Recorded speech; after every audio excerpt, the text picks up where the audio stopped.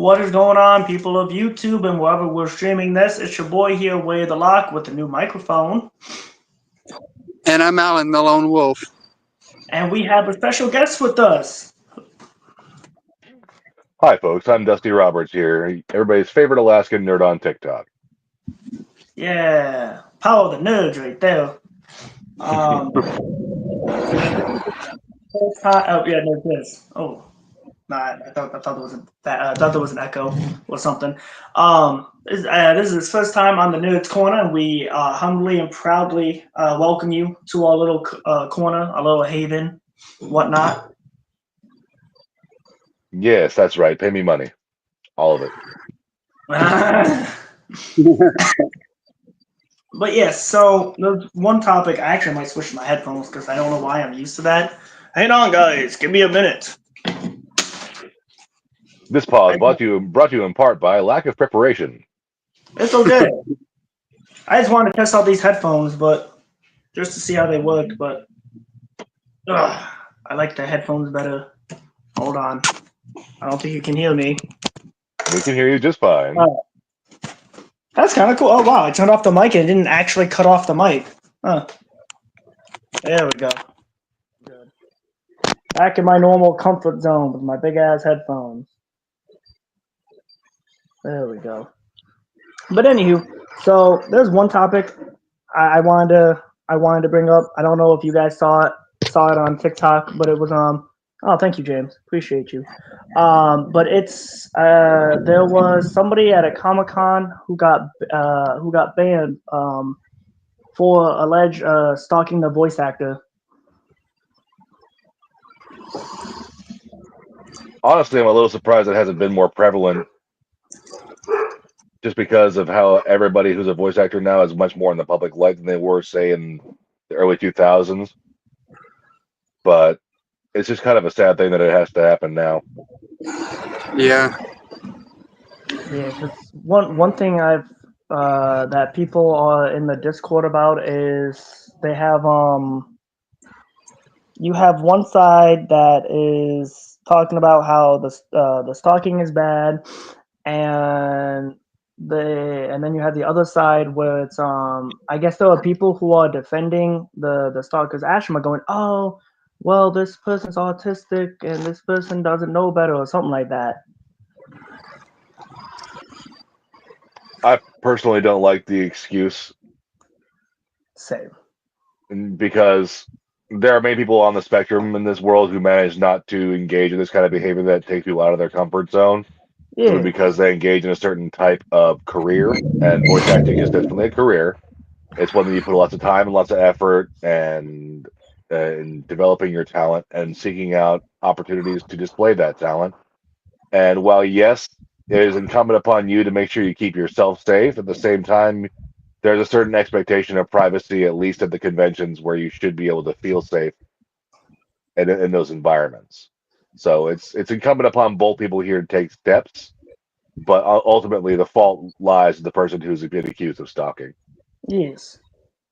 As well as because I don't know if the person had somebody with them at the convention, but like I don't know, like I feel like if you're gonna go to that length, I feel like at home they probably like they didn't teach that person like right. I'm trying to think how to phrase this. Like they didn't teach them like right versus wrong, or hey, don't ever do this in public. You know what I mean? Ultimately, using a disability as an excuse in this case is just, it kind of cheapens it and kind of, in my opinion, kind of brings down the collective community as a whole who has to deal with that kind of disability. Because there's millions of people who are on the spectrum and millions of people who do not engage in this kind of behavior. And so I feel like just to be using it as an excuse is not okay. It does, it kind of like gives it puts people who are on the spectrum. It kind of like what's the phrase where you have this situation and it leaves the majority of people like two steps back. I'm trying to remember how to phrase it. You know what I mean? What I'm trying to explain? Yes. Yeah. James said, "What about the fact that Dad took responsibility, left her alone to do it again? Oh, I didn't know he went to do it again. I heard about he took responsibility, but to do it again is crazy. That it shows that like the parent or the guardian figure is not a very good role model for that person. Both the stalker and the stalker's parents are both at fault. Actually, went again and did it. That's crazy. Yeah, that's part of the reason why I think that excusing the behavior is not okay. When you Yeah. have when you have the behavior being confronted once, okay, you went over the line, okay, move Yeah. on. To go ahead and engage in it again after the fact is just proving that your disability is not at fault. It's you. Yeah. I feel like we don't need more security or bodyguards at Comic Cons. I will say though, because I watched because there were two original videos. There was during the situation and after. And speaking of the security guard handled that so well. I don't know if you guys saw it, but it was amazing.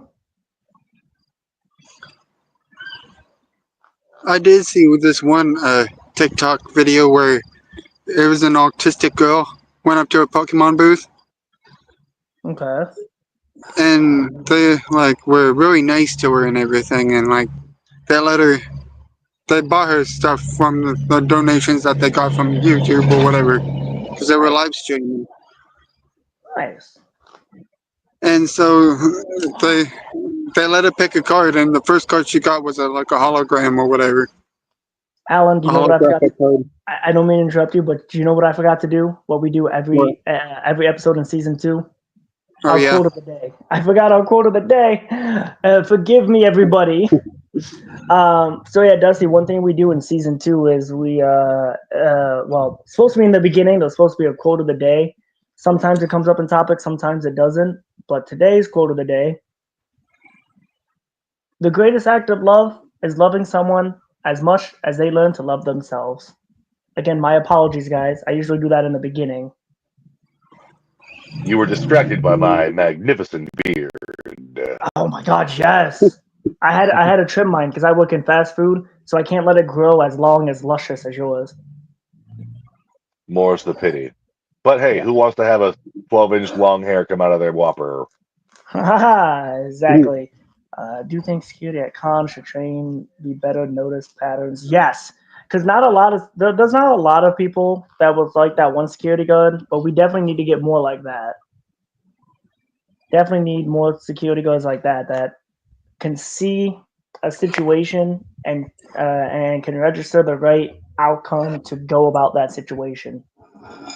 It's a bit of a double-edged sword with security at cons because on one hand, there's not always a lot of budget for adequate security, but on the other hand, having a baseline for your security personnel and a certain baseline for training would be Yeah. advantageous moving forward because cons, especially now, are getting to be so mainstream and so popular and so much of an in vogue thing that it really does need to have the kind of attention placed upon security personnel to make sure the talent and the people attending the conventions are safe.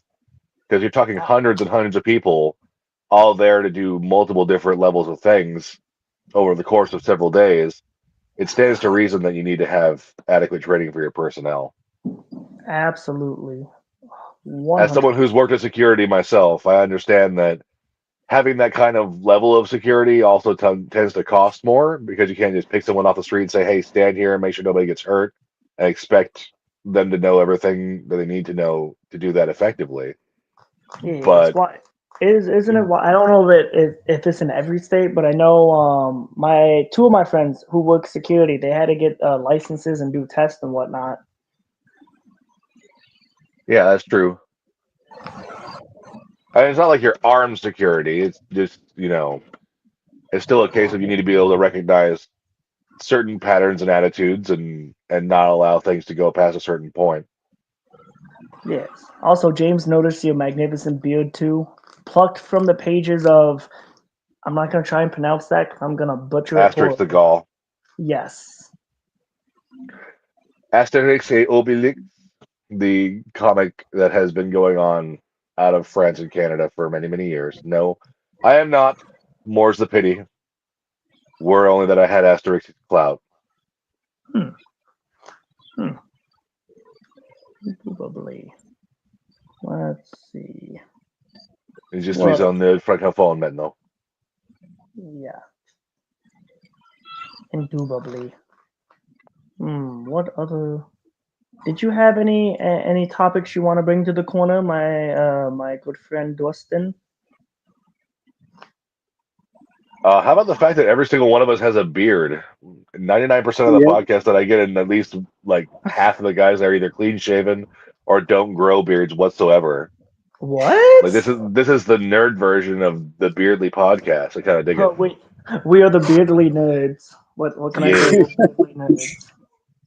Respect the facial hair. Yes. Yes. Absolutely. You know what else you guys should respect? Because this is season 2, and one thing we like to promote is mental health. So speaking of supporting, if you know somebody that is going through a tough time, or if you yourself are going through a tough time, we're not sponsored. I'm just getting the message out there. But there's a suicide hotline. You can call 988 or you can text 988. Apparently, there's a website too, which I didn't know there was a website until season 2 of this podcast. 988lifeline.org. It's right there in the message. Want to get that out there.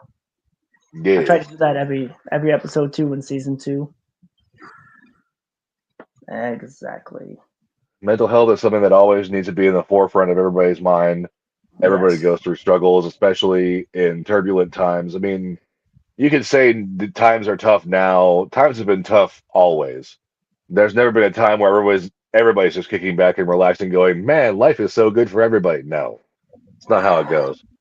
Even though you see few people are doing good, there's always the few people in the shadows that kind of keep their troubles to themselves. Even people who are doing good at that particular moment, you don't know what kind of demons they're fighting just to keep grinding. Yeah, that's true. So, I mean, it's just something that everybody should be aware of. And if you start noticing certain behavioral patterns that leave you a little bit concernicus, take a second, check in with that person, and if need be, the support is there. Yes.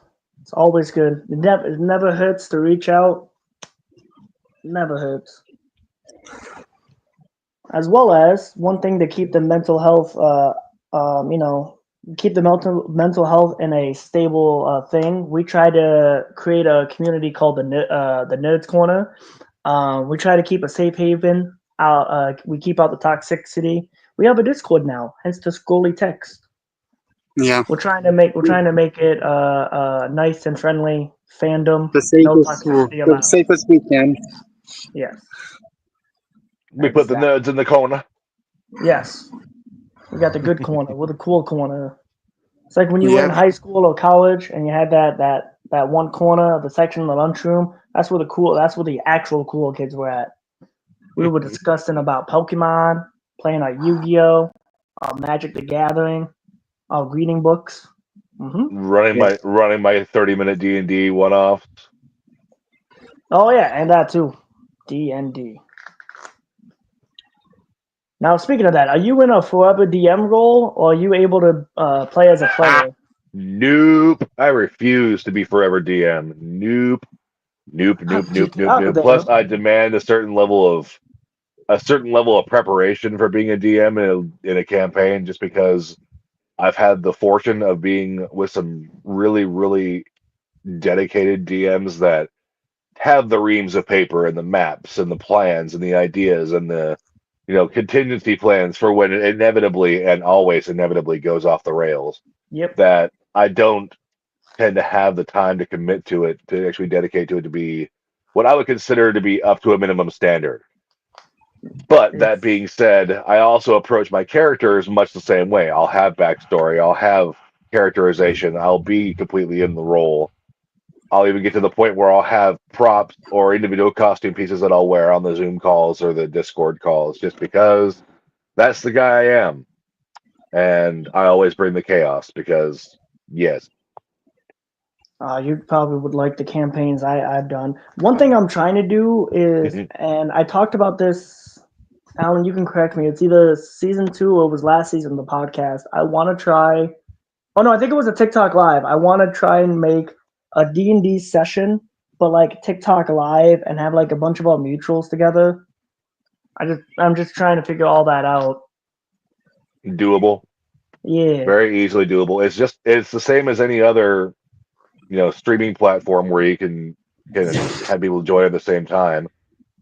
And even if you had to sit there with one phone or a separate device and sit there and use spell table for your rolls and whatnot, I mean, it's all viable. It's all doable. That is true. All right, so this is making me want to throw a D&D story out there. Do I have time to do a D&D Yeah, go story? ahead. Yeah, Okay. Yeah. Here's an example of the unhinged way in which I used to play D&D. Now, bear in mind, I started playing D&D with second edition, and then I fell in love with 3.5. Okay. So 3.5, I loved it for its complexity, its layering, its way of juxtaposing immense power with immense weakness. I very much enjoyed all that. But the change from version 3.5 to 5th edition is that wizards and spellcasters got a great deal more streamlined. And they took away a lot of the abilities that a wizard would have or could have access to save on the complexity, which I understand. Fifth edition is all about inclusivity, bringing people in who've never played it before, trying to update it and keep it fresh. All for it. Gygax made the right call on that. But I miss being able to craft magic items as a wizard because I was playing this one campaign. We've been playing it, I want to say, for at least 6 months, and we were all very, very high level. I mean, my wizard was level 20. We had a level 20 barbarian who had started a whole new class of rogues for no reason. I mean, we all were epic level. So we got to the point where when we would go through a dungeon or go through and fight the BBEG, we had set up wards and teleportation circles and things like that so we could get back into the dungeon after we were done. And we started looting everything, not just the treasure chest, not just what was on the BBEG. I mean everything. We took the carpets, the chandeliers, the candelabras, the silverware, everything. You took So we everything just that wasn't had, nailed down, even the nails. and in one case, we actually took every single brick that was in this castle to make our own little private fortress. Damn. We had money, is my point. We had FU money. My personal wealth on my wizard was well over 200,000 gold. And it was all stored primarily in his belt of many pockets. Each little pocket was its own bag of holding, right? Yeah. So at one point my alignment had shifted from chaotic neutral to chaotic evil. Through circumstances which may or may not be okay for this particular podcast. I'll skip over that part. The Okay. point is that I was sitting there in a bar with the rest of the party, and we're trying to figure out what we're going to do next. And I just got this massive bag of coins that I have literally no use for. It's like 200 gold. I have no use for it. And so I'm sitting there just enchanting each coin with delay fireball. You said delayed? And then delayed fireball, yes. And the whole thing is warded so it doesn't trigger until after the bag is opened. So I didn't tell the DM this. I just started, erasing things and experience points and like, oh, okay, explosive bag of holding, yada yada. And so I then decided to walk through the seediest parts of town and just role play through it. And at the end of my little walk, when we're ready to open the portal and go back to our little private sanctuary, I say, "Hey, DM, I had a big pouch of gold coins on my hip there, just totally just jangling around for anybody to see. Did anybody steal that from me?" And he rolls real quick. He's like, "Oh yeah, no, that thing is gone." I'm just like, "We need to go now." He's like, "What do you mean?" He's like, "We need to go right now." And so we teleport, and the DM just looks at me and goes, "What did you do?" I'm like, "What? Why are you looking at me like that? What did you do? What was in the bag?" I'm like, "Just 200 gold." He rolls real quick. He's like, "Okay, so yeah, that got stolen and distributed among the Thieves Guild." I'm just like, how many members?" He's like, "Why?" It was like, "Because each one of those coins was enchanted with delay fireball at 9th level." Ooh. He's like, what? That was Like, a yeah, barbecue. they opened the nuke bag. He's like making rolls real quick. He's like, okay, so you vaporized that entire town. God I'm like, damn. yeah, I did it bad. He made a tiny oopsie. An And oopsie. so, fortunately, the paladin in the party didn't know I was doing these things because he had a very low wisdom score and a very low intelligence. He was just super righteous and charging forward and yada Yeah. yada. And I took full advantage of the fact that he was just a dunderhead. And so, the same campaign, we were supposed to take out this mercenary group who was terrorizing the local populace. I mean, it was some 2,000 strong. It was this massive horde of guys, all led by this big, mean, evil bugbear and his pet owlbear. Like, it was just this gnarly group of guys, each one of them 12th level or higher. That was supposed to be this great, big, long campaign. And so I'm sitting there, everybody else is asleep, and me and the druid are up drinking. And I said, hey, how many butterflies could you bring out? Like just out of curiosity, if you had to bring out like a swarm of butterflies with your like conjure animal spell, like how many could you bring out? He's like, I don't know, like a couple thousand. They're not like a low. They're like not a very high CR. So like, yeah, probably a couple thousand. I'm like, okay, here's what we're gonna do. Oh, What you're gonna do is you're going to summon all these things and just let them kind of just float over and land all over the town. And I'm gonna cast Tasha's hideous laughter on them, and we're just gonna neutralize all these guys so that they can't get up or fight. He's like, that's great. I'm like, yeah, then nature is preserved and nobody gets hurt and everything is awesome. He's like, okay, let's do it. So we spend the next 3 hours. He summons them, and I'm like enchanting them as I go. oh And shit. in reality, I did not use Tasha's hideous laughter. It was still a fireball. Oh shit. I didn't tell him, but like I had a couple simulacrums that were like exactly me and all just casting all their spells. I'm just sitting there drinking and laughing my ass off. And the druid is caught up in the laughter too because he can't help it. He thinks it's going to be great. We're just going to waltz over and roll over a whole bunch of laughing mercenaries. Oh no. Oh no. Dawn breaks. The paladin starts making his big heroic speech, and I'm still drunk, just laughing and laughing and laughing. He's like, why are you laughing still? I'm like, wait for it. Wait for it. And then I just hear this first spell go off. Boom. He's like, what did you do? I'm just like, wait for it. No. No. And the entire bandit camp is basically nuked. Oh, And the druid is looking at me like, why? modern At that problems point, the with paladin tried to kick me out of the party. I'm just like, what? No, I'm in service to Loth. What do you want from me? Also, The there's hell- no bad guys now, so I mean, To- like, to hell- hey, To hell with you, overworlders. He's like, there were prisoners in that. I'm like, well, I mean, you've got Revivify and True Resurrection, right? He's like, I can't do anything with a pile of ashes that don't have names. Oops. My bad, dog. Holy shit. That's the kind of unhinged that I play. See, the I will last play true to my alignment and true to my backstory, but every once in a while I'll derail things very, very hard.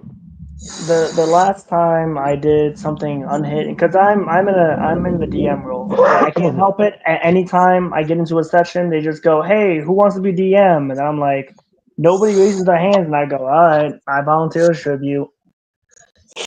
But the last chaotic thing I did was my actual current campaign, where basically it's set in a One Piece Sea of Thieves based world.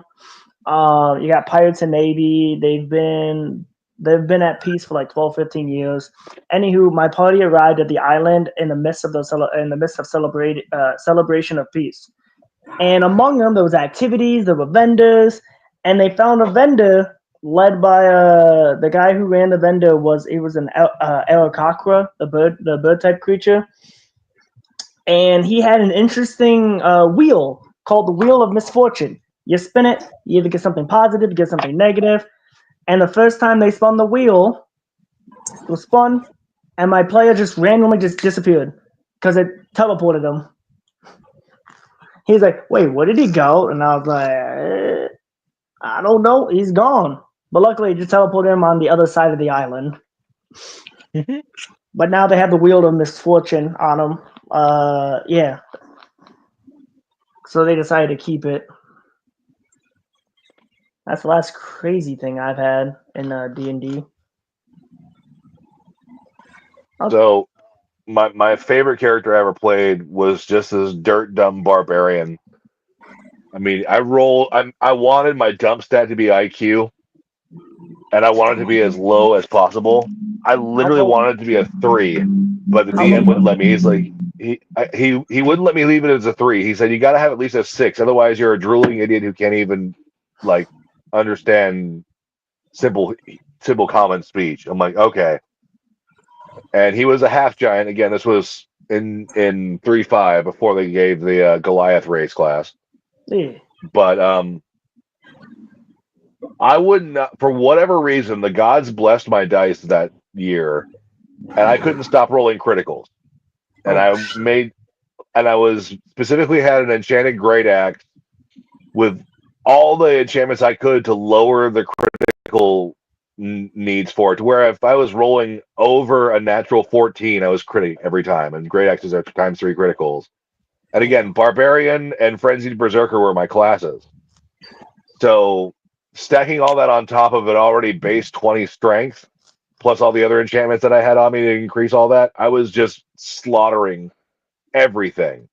So he got tired of that and started throwing wizards at me, which would have been great because they're going to do things like prismatic walls and unbreakable, impenetrable walls of force and stuff like that. And I eventually got to the point where I'm like, all right, I need to find a way around this. And there was a certain additional book, like kind of an additional compendium of optional equipment and storyline for characters called the Book of Vile Darkness. In that book, they had jewelry that was enchanted, like the tungsten of Hellfire. You pierce your tongue with it, it takes the slot of like your circlet or whatever, and it basically lets you have a breath weapon. Nothing fancy, just a 2d6 20-foot cone of cold fire damage. Like I said, nothing super crazy, but in the hands of a barbarian who's going to win every grapple check, it became a great deal more intense. Allow me to explain. I would bull rush the wizards because I had the run feat, I had boots of speed, and I had bull rush and improved bull rush, which means that I could just run across the entire map at 5 times my base run speed in a single action. So that meant I was moving at least 300 feet in a single movement. So I'm like there right now. And I would grapple the wizard and I would French kiss them. And then activate the tungsten of Hellfire. Because 90% of your spells have verbal components. Oh, shit. Cast Fireball now, bitch. And the DM just says, "You did what?" I'm just like, yeah. I mean, just for dramatic effect, how far out of his ass does the flame of Hellfire go out? He's like, "I hate you." I'm like, well, his vocal cords are seared shut, so he's like, yeah, he's blinking out of here and running in stark terror. Like, there's no way he's recovering from that in this combat. I'm like, good. Nah. He won't be adhering me to the floor, turning me into a goat now, will he? Oh, that's crazy. I was gonna say, Alan, have you ever played D&D before? No. After we get done with the our Avenger project, I will get started on the TikTok/Discord D&D project. Oh, I actually got started with Palladium system with Rifts way back in high school. That was my very first foray into RPG gaming, tabletop gaming. And I love the Palladium system for its diversity and complexity. It takes the base framework of an idea of this world that anything is possible and just like gives you all the toys to play with and says, now go. Go. Anything you want to do, just go and do it. Here's the core rules for it. Just go. Just freaking go. Have fun with it. We don't care. Oh my God. Like you want to play as a hatchling dragon, that can basically like eat anything around it, but is effectively a toddler. Have fun. You want crazy bougie psychic powers where you can melt minds from across the world? Go ahead, have fun, do it. Just be aware there's stuff that can do it way better than you, and don't think that you're invincible. Huh. That's kind of cool. In one particular instance, so the rules of D&D for werewolves are very similar to that in Palladium, wherein they're immune to certain types of damage. In Palladium, werewolves are immune to anything that's not magic damage or silver. Anything that's silver you attack them with can do regular damage to them. And this magic does regular damage. Nothing else can. They can fall from orbit and not take a lick of damage. They can, get stuck in the center of a nuclear explosion. Never going to hurt them at all. Huh. So I adapted the werewolf character idea from the World of Darkness franchise. Vampire the Masquerade, all that kind of stuff. Yeah. So in that case, they have 6 individual forms where they're either going more towards the wolf or more towards a human, and there's a spot in between called the war form, which is literally half and half. It's like an 8-foot tall super werewolf, kind of like out of the movie Silver Bullet. So I took that as like my race, so I had the same kind of rules for my different forms, the immunities, and then I made him a power armor pilot. The entire purpose of this backstory being that essentially I'm flying around and fighting in this mech suit that gets destroyed, and I get, the metal ripped away from me, and then I shift into that form, and you just see this pissed off werewolf charging through a nuclear explosion, and you just kind of go, "What in the hell just happened?" Yo. We shot him a lot, right? Like, yeah, didn't seem to do much. He's more pissed off than anything. Oh shit. I don't know, dude. Maybe we should just leave. Can I not mess with the big fuzzy thing that seems to have all the teeth and claws? I don't want that. Oh, Don't want that. Like the Skyrim werewolf just tore ass out of the Gundam suit, and I'm just not ready for this day. Today's just not my day. Oh shit. So speaking of projects, when I was talking about the Avenger project, I don't know if Alan talked to you about it, but have you? I don't know if you do like voiceover or voice acting videos, but have you ever like wanted to be a voice for a hero in the Marvel universe? Or a villain. Sure. Or a villain. I do like a good villain, but yes. Okay. Because that's one thing we're working on. Well, because it was Alan's main idea. I'm helping him with the writing part. Don't drop stuff! My bad. But yeah, so it was Alan's idea and then I'm writing it. It was basically an Avengers story, but like kind of voiceover thing. And we have the main characters being children of the past heroes with an original villain that him and James were working on. Oh, that's what I got in my notes. I forgot you guys came up with the name of the species. I forgot what it was, but I forgot to write it down in my notes. Yeah, I forgot what it was too, but I know we do need a voice for him. So if you want to be the voice for the main villain, there's that one. I'm down. I think 1 or 2 of the heroes we need voices for. I can differentiate my voice to a certain degree to where unless you're really paying attention to my particular inflection with certain vowels, you won't know it's me. Huh. Oh, sure. For example, I could be talking down here, and at the same time, I could be over here. Please don't hurt me, mister.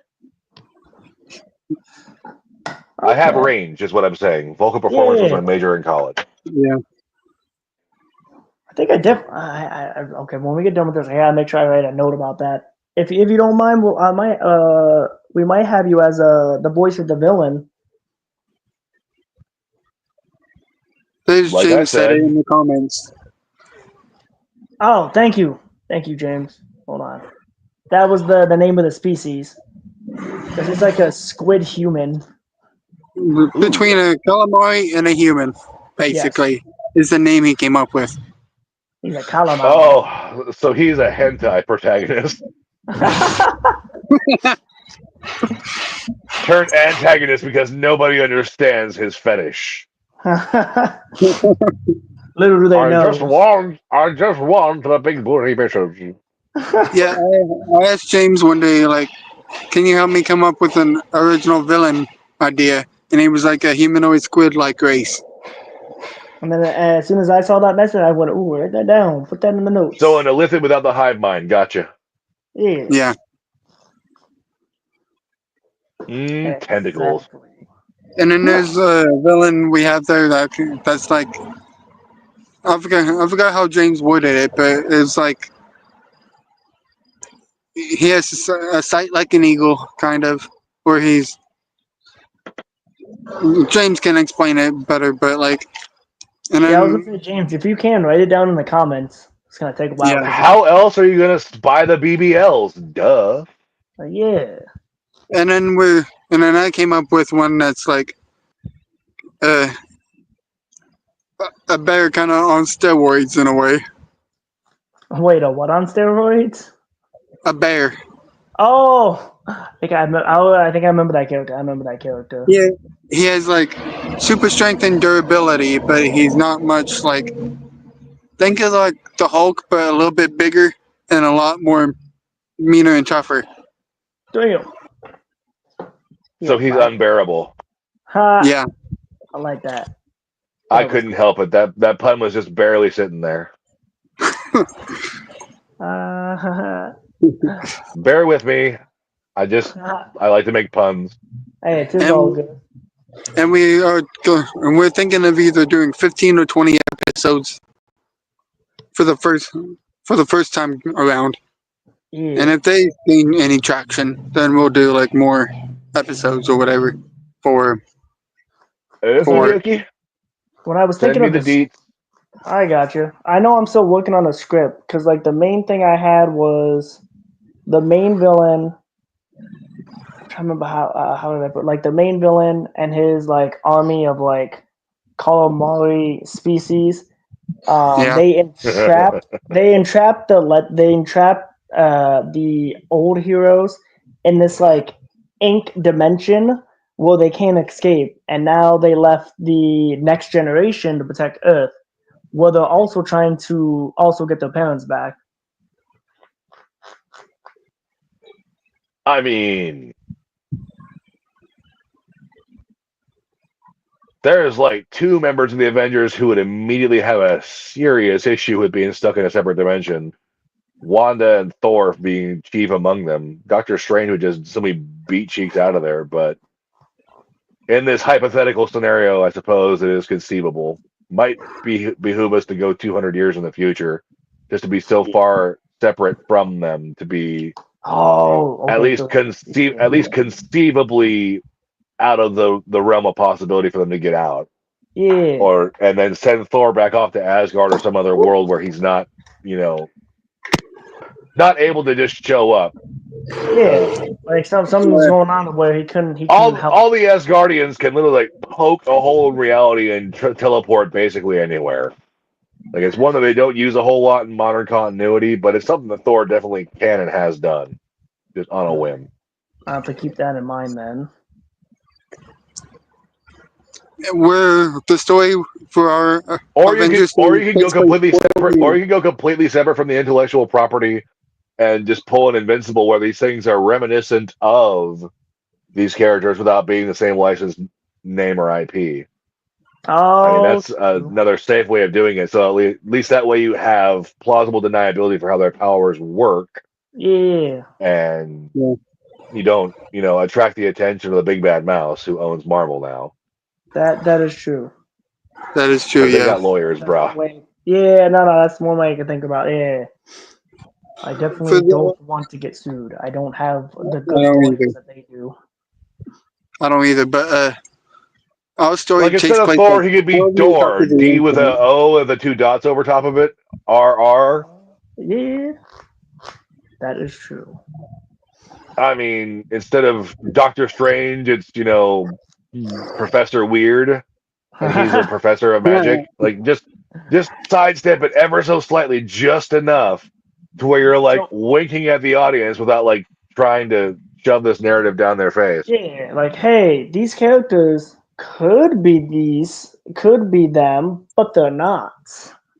And like just make him like bald, but except for like the little strip of like brown hair and then the silver highlights on the sides like Doctor Strange has. Yeah, I got you. I mean, they kind of covered that kind of idea with Multiverse of Madness, but I mean, like, it's that's just little subtleties. What I'm thinking is we could probably be like, set out like a warning says that we don't own the rights to the characters or anything. This is just for fun. Or put it where, hey, this is also give us money because we're awesome. Yeah, that's it. We're like, hey, this is like Elseworld. This is like in another universe. So don't hold this accountable to the mainstream characters. Yeah. This is just two nerds having a good time with other nerds. Yeah. We're not trying to lose our money that we don't have. Yeah, I can't afford the fancy lawyers, Disney. Please leave me alone. Yeah. Same here. Yeah. Please, Mr. Mouse, don't stab me with it. It hurts. It hurts. Oh, good. I mean, so bad. It hurts so bad. Who said good? Yeah, no, Disney lawyers don't even spit on it, my guy. But yeah, let me just say, for the ones watching on the outside, hit that subscribe button and turn on that notification bell. Click. But yeah, we all passed the 30-minute mark, so we do appreciate you, Dusty, coming into the podcast with us, into our little domain corner. But yeah, so before we end it, where can the people of the internet find you? I am most notably found on TikTok under the name Dusty Roberts, as it was explained earlier.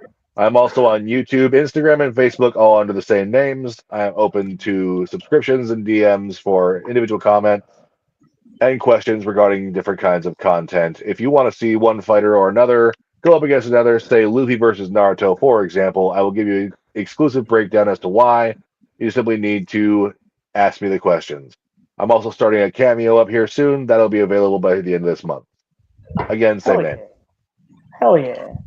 Again, we appreciate you coming into the domain corner of Nerds Corner. And as always, guys, I am Way of the Law. And I'm Alan the Lone Wolf. And we will see you all. Oh. And I'm Dusty Roberts. Don't cut me off. My bad. Don't be like the mouse. Don't stab me. It hurts so good. I know where you live. Oh, shit. Until then, guys, we'll see you next podcast. Bye. Ah.